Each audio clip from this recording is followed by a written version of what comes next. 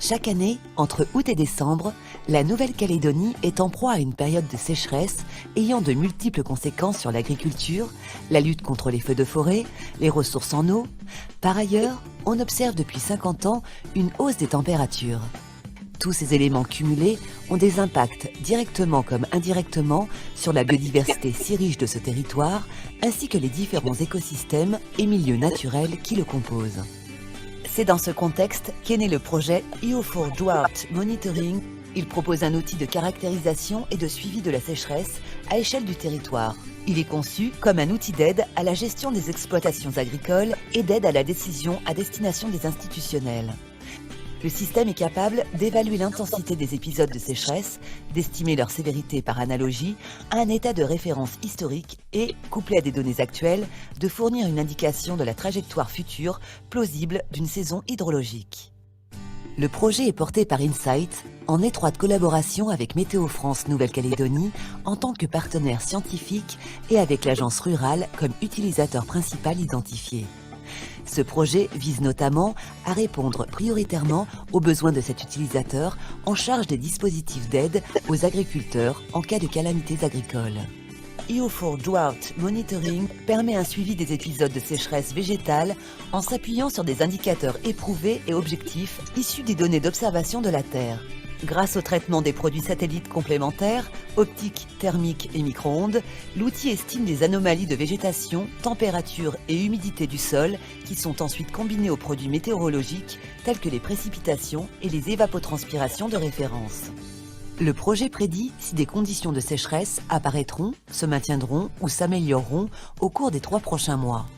L'indice climatique SPI, produit sur les stations du territoire, a servi à l'évaluation et à la calibration des données de prévision d'ensemble produites par Météo France et le Centre européen de prévision, ECMWF.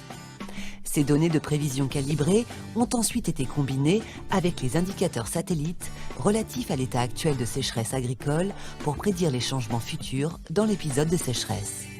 Le produit final se présente sous la forme d'une plateforme web de visualisation et diffusion de l'information simplifiée, claire et actualisée afin de permettre aux institutionnels d'appréhender le phénomène sécheresse et de prendre une décision éclairée ainsi que d'aider à la gestion raisonnée des producteurs.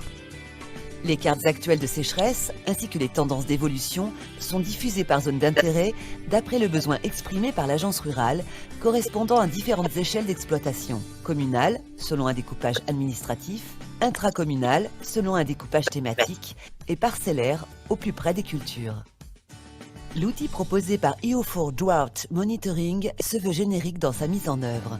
L'objectif est d'offrir à d'autres territoires la possibilité de bénéficier de cet outil de gestion et de décision dans les zones en proie à des sécheresses.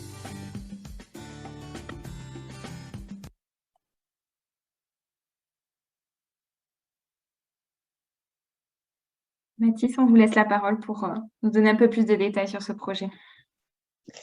Très bien, merci à tous. Est-ce que vous m'entendez déjà? Oui, on vous entend Ok, très bien. super. Oui, alors c'est que là j'ai commencé directement avec une slide un peu technique. En gros, donc moi, peut-être pour vous présenter rapidement qui je suis, donc je suis ingénieur de recherche à Insight. Je travaille aussi donc au laboratoire Espace Dev de l'IRD. Donc, et ce travail qui a été fait dans le cadre du projet SCO a été fait en collaboration avec Météo France, donc notamment Alexandre Pelletier, sur toute la partie prévision dont la vidéo a parlé. Voilà, donc ce projet a visé à développer en fait un outil de suivi et d'anticipation de la sécheresse végétale en Nouvelle-Calédonie. Donc en fait, pour ça, il se base sur plusieurs types de données complémentaires d'observation de la Terre, donc des données d'une part satellites, donc on voit ici sur le schéma, donc qui ont l'avantage de fournir une information spatialisée sur différentes variables de la surface. Donc dans différentes longueurs d'onde, on a pu acquérir des informations sur la végétation, sur la température de surface et l'humidité du sol, qu'on a combiné avec des données météorologiques donc, qui sont fournies par Météo France, notamment donc, des indicateurs de sécheresse météorologique, le SPI, et des indicateurs basé sur une combinaison de différentes variables météorologiques, les précipitations et l'évapotranspiration, qui est le STEI. Donc, ces données météorologiques ont l'avantage d'être historiques, donc acquis sur une très grande période, et donc de quantifier précisément l'aléa sécheresse. Donc, en combinant ces différentes données, on a pu produire deux types d'indicateurs. Donc, un indicateur actuel de sécheresse végétale, basé sur des anomalies d'indice de surface, qui se représentent comme on peut le voir sur la carte en haut, et un indicateur prévisionnel donc, qui permet de donner les tendances d'évolution de la sécheresse par commune et selon 5 classes d'évolution. Donc là, on fait des prévisions à plus 1 mois, plus 2 mois, plus 3 mois. En fait, ce travail-là, il a été fait vraiment en collaboration avec Météo France. Nous avons, côté Insight, développé des indicateurs de sécheresse végétale actuelle. On a fait un travail de corrélation, de calibration de ces indices avec les données Météo France. Et ensuite, Météo France a fait des prévisions pour pouvoir essayer d'anticiper cette sécheresse végétale. Et l'objectif au final de ce travail-là, c'était également de développer une plateforme utilisateur, donc destinée ici, comme on a dit dans la vidéo, à l'agence rurale, qui est donc une entité qui s'occupe d'indemniser les agriculteurs en cas de forte sécheresse végétale. Ce qu'il faut savoir ici, c'est que, je n'ai peut-être pas rappelé dès le début, mais que le besoin était vraiment d'avoir une sectorisation de l'information sécheresse sur la Nouvelle-Calédonie. À ce jour, en fait, grâce à Météo France, on a une détection de la sécheresse qui se fait sur tout le territoire de manière homogène. Et c'est grâce à ça que l'agence rurale peut indemniser les agriculteurs. Et donc, nous, on voulait apporter d'abord une information plus précise spatialement, et en plus, avoir une information vraiment sur l'état de la végétation et non à partir de l'état de la météo, comme les précipitations. Donc, slide suivante, s'il vous plaît. Merci. Donc là, je liste un petit peu les données qu'on utilise. Donc, en termes de données satellites, on se base sur plusieurs types de produits qu'on peut regrouper en 2 échelles spatiales. Donc, les premiers produits sont les produits Sentinel-2, Theia, et les produits Landsat 7, Landsat 8, qui permettent d'accéder à une résolution, on va dire, décamétrique de la sécheresse. Donc, qui nous permet de produire un indicateur qu'on appelle indicateur local, donc qui permet d'accéder à un état, à un niveau parcellaire de la sécheresse végétale. Ensuite, on a d'autres produits, donc des produits plus globaux, comme les données MODIS ou les données ASCAT, qui nous permettent de produire un indicateur global de sécheresse végétale. Donc, en dessous, je décris un peu plus l'utilisation qu'on fait de ces produits-là. Donc, Sentinel-2 et Landsat, on va produire des séries temporelles d'indices de végétation, donc à 10 mètres de résolution, tous les 10 jours. Donc, on fait un travail de calibration entre les différents capteurs, de composition temporelle. Pourquoi 10 jours? C'est pour essayer de réduire un maximum l'impact des nuages tout en restant assez proche de la réalité, donc du temps réel, et qui nous permet d'obtenir des anomalies d'état de la végétation et de nous fournir une information locale de la sécheresse. Et ensuite, donc en parallèle, on produit également un indicateur de sécheresse plus global obtenu à partir de séries temporelles MODIS et ASCAT d'indices de végétation, température et humidité du sol. Donc là, on a des résolutions qui varient entre le kilomètre pour MODIS jusqu'à la dizaine de kilomètres pour ASCAT. Et donc là, on va fournir des indicateurs à une échelle plus globale, allant du kilomètre, comme j'ai dit, jusqu'à l'échelle de la commune. Voilà. Donc, peut-être slide suivante, s'il vous plaît. Donc, où en sommes-nous dans le projet? Donc là, le projet, comme l'a dit Frédéric, on a en fait terminé ce projet-là en juillet 2022. Donc, il a commencé en avril 2021, il s'est terminé en juillet 2022. Donc, il y a eu toute une phase de validation scientifique, de développement, avec une plateforme qui est aujourd'hui finalisée. Et donc là, on est plus en phase vraiment de déploiement de la solution dans le cadre d'un projet en cours, donc qui fait suite à ce projet-là, que je décrirai un peu plus sur les dernières slides. Donc voilà, sur les dernières réalisations, c'est ce que j'ai dit, on a évalué, on a produit des cartes sécheresse et on a finalisé, testé la plateforme. Donc la plateforme a été testée par l'utilisateur principal, donc l'agence rurale, qui a pu regarder un petit peu les différents indicateurs, aller regarder sur des zones dont elle connaissait qu'il y avait une forte sécheresse, donc des zones agricoles avec des agriculteurs avec qui elle a pu travailler, donc pour vraiment nous faire un retour et valider cet indicateur-là. L'agence rurale a vraiment suivi le projet tout au long et nous a aidé justement à dimensionner et à calibrer vraiment les fenêtres, l'affichage, quelle information, à quelle échelle. Donc tout ça, ça a été vraiment fait en collaboration avec l'agence rurale. Et donc pour illustrer un petit peu les produits, on va dire, finaux de ce projet-là, ici j'ai présenté donc, les 3 niveaux d'information de la sécheresse que l'on produit via cette plateforme sur la Nouvelle-Calédonie. Donc, il y a un premier niveau qui est le produit communal, où en fait, pour chaque commune de la Nouvelle-Calédonie, on va définir une alerte, donc une alerte sécheresse qui est obtenue en combinant donc les produits MODIS et les produits ASCAT et également les données météorologiques. Donc, on va se baser sur le fait que le niveau d'alerte minimal, c'est lorsqu'on a un déficit pluviométrique, donc obtenu grâce à Météo France. Un niveau d'alerte intermédiaire sur la commune qui nous dit lorsque là, on a cette fois-ci le déficit d'humidité du sol qui est détecté en majorité sur la commune. Et ensuite, le niveau d'alerte maximal qui est lorsque, grâce à MODIS, on arrive à détecter une majorité on va dire de pixels à stress hydrique, donc la sécheresse végétale, où là, on affiche en rouge la commune. Ensuite, on a un produit un peu plus résolu qui nous permet cette fois-ci d'accéder à un niveau intracommunal. Donc là, on se base uniquement sur les produits MODIS et pour chaque pixel, donc à 1 km, on va définir l'intensité de la sécheresse végétale. Donc là, on a 5 classes d'intensité allant de aucune sécheresse jusqu'à sécheresse maximale en noir que l'on produit chaque mois sur tout l'historique, donc de 2000 à aujourd'hui.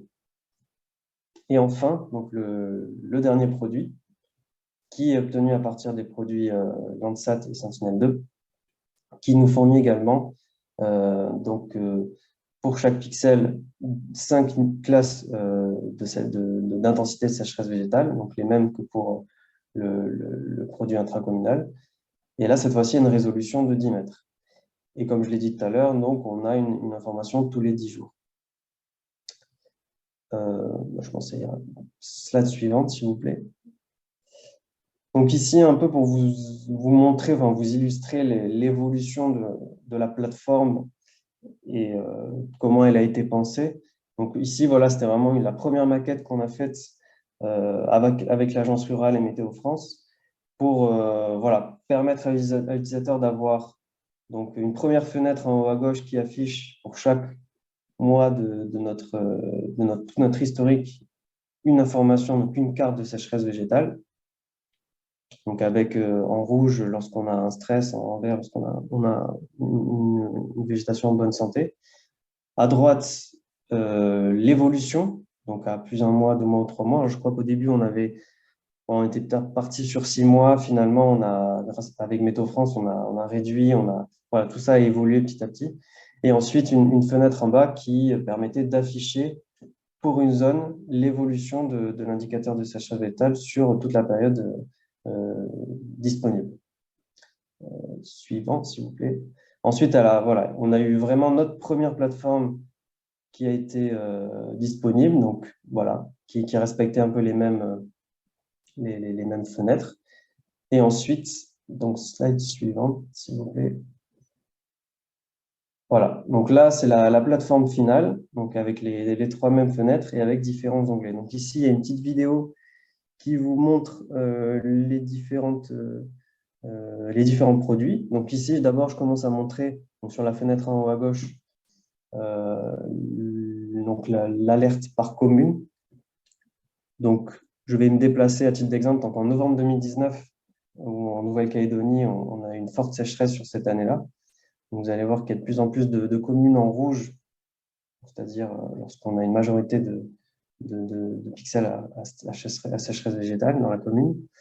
Donc ensuite, on permet à l'utilisateur également d'aller afficher les détails des sous-produits qui ont permis d'obtenir ces alertes, donc le niveau de précipitation, d'humidité du sol, de stress de la végétation.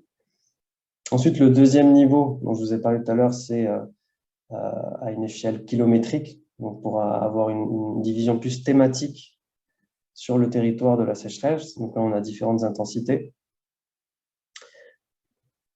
Donc, ce qu'on fournit également en parallèle pour chaque date, c'est un indicateur de confiance. Donc, pour chaque commune, on va en fait fournir quelle est la corrélation qu'on a pu estimer entre cet indicateur-là et l'indicateur référence, le SPI fourni par Météo France. Donc, en fonction des communes, de l'occupation du sol, on peut avoir plus ou moins de corrélation. Et ensuite, là, j'affiche l'indicateur local. Donc, c'est-à-dire que là, on a 10 mètres de résolution fourni à partir de Landsat Sentinel. Donc là, on voit qu'on a beaucoup plus de trous qui se ressortent liés au nuage. Voilà, on fait avec à cette résolution-là. Et tous les 10 jours. Et en parallèle, donc comme pour le niveau précédent, on fournit à chaque date un indicateur de qualité, lui, qui nous dit en fait quelle était la quantité de données disponibles pour chaque pixel et qui a permis d'obtenir cette valeur de sécheresse. Donc ensuite, je vais montrer un petit peu donc je crois que c'est la partie en dessous. Laissez un petit peu passer, donc on dézoome. Donc voilà, la fenêtre en bas permet d'afficher une série temporelle donc, par commune, donc l'indicateur de sécheresse végétale de 2000 à aujourd'hui, pour chacune des communes de la Nouvelle-Calédonie. Et on donne aussi la possibilité d'afficher cette évolution pour une zone particulière, donc pour un pixel. Voilà, donc l'utilisateur comme ça peut aller regarder sur chacune des zones de la Nouvelle-Calédonie et voir comment évolue la sécheresse, voir si on a une sécheresse qui a duré, qui dure déjà depuis plusieurs mois, ou si ça vient juste de descendre. Et enfin, donc, je vais un petit peu montrer l'utilisation de l'indicateur prévisionnel, donc il y a la partie, donc la fenêtre en haut à droite. Donc là, l'utilisateur peut afficher cet indicateur à plus 1 mois, plus 2 mois, plus 3 mois par rapport à la date actuelle. Et on fournit également, donc par commune, un indice de corrélation, donc de confiance, qui est la corrélation entre la sécheresse météorologique et la sécheresse végétale. Donc en fait, donc là la vidéo est terminée pour un peu vous expliquer comment s'utilise cette plateforme. En fait, cette plateforme, elle permet à l'utilisateur d'une part à gauche de regarder, ben voilà la sécheresse sur le territoire à différentes échelles, voilà où elle en est, quelle est l'intensité. Et ensuite, de partir à droite en se basant sur des prévisions de sécheresse météorologique, de dire, ben voilà, cette sécheresse, elle va évoluer comme ça dans 1 mois, 2 mois, 3 mois. Et sur certaines communes, on a plus ou moins de confiance sur cette évolution, lié au fait qu'on a des corrélations plus ou moins intenses entre l'indicateur satellite et les prévisions météorologiques. Donc voilà pour cette petite démonstration. Et donc pour terminer, voici donc les projets avec lesquels nous avons des connexions. Alors, on a justement pas mal eu de discussions avec donc un autre projet SCO qui est le projet Space for IRIG, donc qui est mené par, donc il y a plusieurs entités dont MEOS, c'est une start-up toulousaine en imagerie satellite, et le CESBio, donc laboratoire de recherche à Toulouse, qui eux travaillent donc sur l'irrigation. Et donc le lien qu'on a vu clairement, c'était sur l'utilisation de l'eau dans le domaine de l'agriculture. Donc là, on est en train de travailler pour justement collaborer et combiner un peu les différents produits qui ressortent de ces deux projets. Donc la sécheresse côté projet Nouvelle-Calédonie et la détection de zones irriguées sur le projet métropolitain. Et l'objectif, en fait, c'est de fournir d'un outil d'aide à la décision pour les agriculteurs et les gestionnaires qui permettrait, connaissant le stress hydrique, aussi connaissant l'utilisation de l'eau, de pouvoir faire des recommandations et d'appliquer justement ces outils-là aux deux territoires opposés, c'est-à-dire EU4Lot Monitoring en France et inversement Space for IRIG en Nouvelle-Calédonie. L'idée est vraiment de faire des outils le plus générique possible et combinés de ces deux projets. Et en parallèle, donc là, c'est ce dont je vous parlais tout à l'heure, on a un projet en cours qui permet de continuer ce projet SCO en Nouvelle-Calédonie. C'est un projet donc régional, donc avec l'Observatoire de l'environnement de Nouvelle-Calédonie, l'OEI, et l'IRD, et qui vise à industrialiser les développements qui ont été faits dans le cadre du projet SCO. Donc vraiment, donc là on a fait des tests, on a des chaînes qui ont été développées. L'idée c'est vraiment de passer à un niveau industriel avec quelque chose qui est produit de manière mensuelle sur tout le territoire calédonien, et également de régionaliser, donc de tester, d'adapter ces chaînes-là sur d'autres territoires du Pacifique. Donc, notamment des territoires où on a les données météorologiques par Météo France, donc les territoires français, donc Wallis et Futuna, la Polynésie française, mais également tester sur des territoires étrangers, comme le Vanuatu, où là, justement, on va avoir moins de données météorologiques, ou en tout cas peut-être du niveau de ceux qu'on avait en Nouvelle-Calédonie, et de voir un petit peu les limites et qu'est-ce qui serait nécessaire d'adapter ou d'ajouter pour permettre le fonctionnement de cet outil sur ces territoires-là. Donc, je crois que j'en ai terminé. Merci, merci à tous, et si vous avez des questions. Merci. Effectivement, il y a plusieurs questions dans le chat. Il y en a 4 qui ont été posées. On va y répondre. Et ensuite, on passera au dernier projet. Quelles données optiques dotées? Question de Delphine. Alors, j'ai pas entendu quelles données optiques. Optiques dotées. Alors, d'observation de la Terre. Doté, c'est observation de la Terre. Pardon, merci.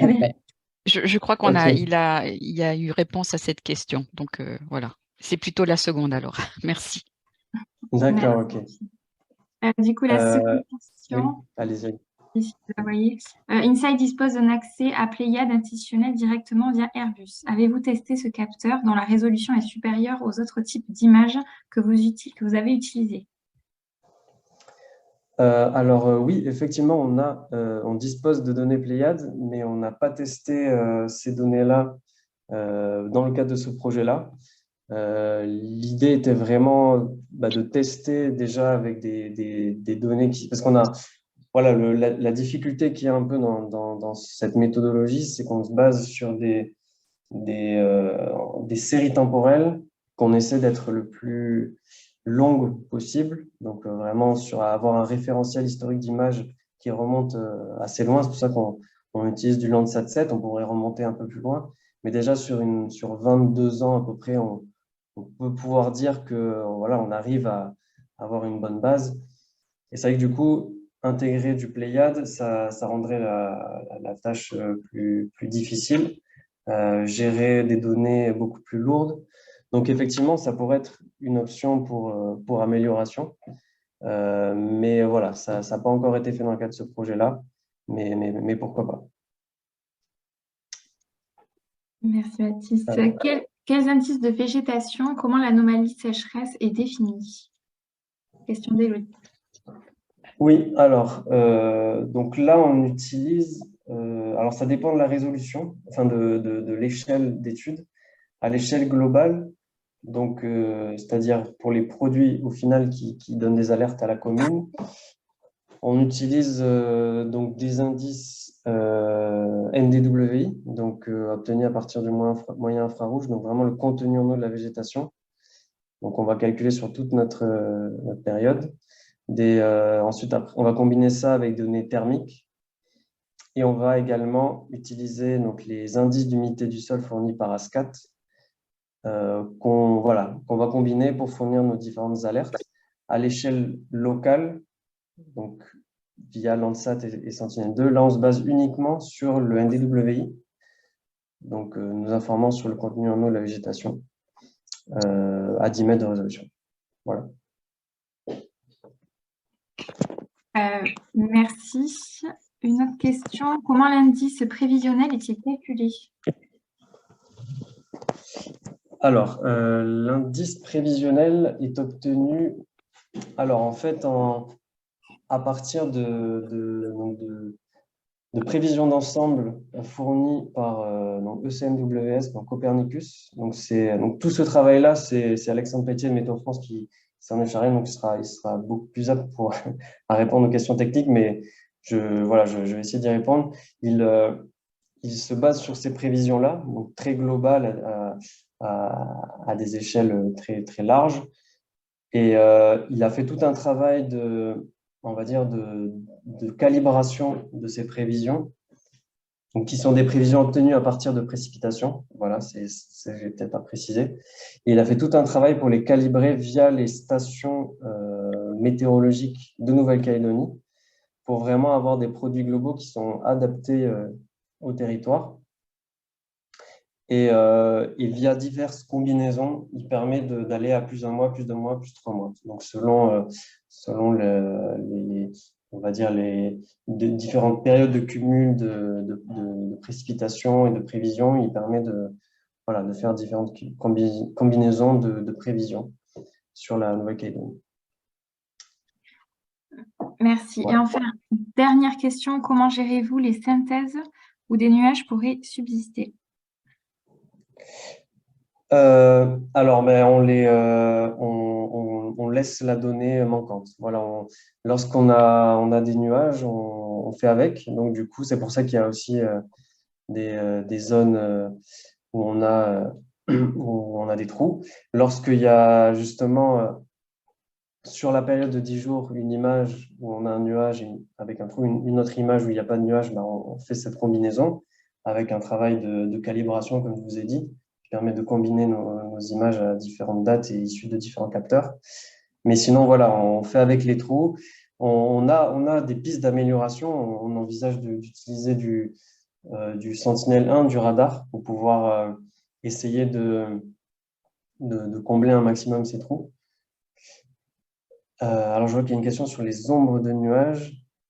Les ombres de nuages. Alors, on part du principe que la donnée TEIA nous fournit des masques de nuages et d'ombres de nuages qui sont, je pense pas parfaits, mais on fait avec.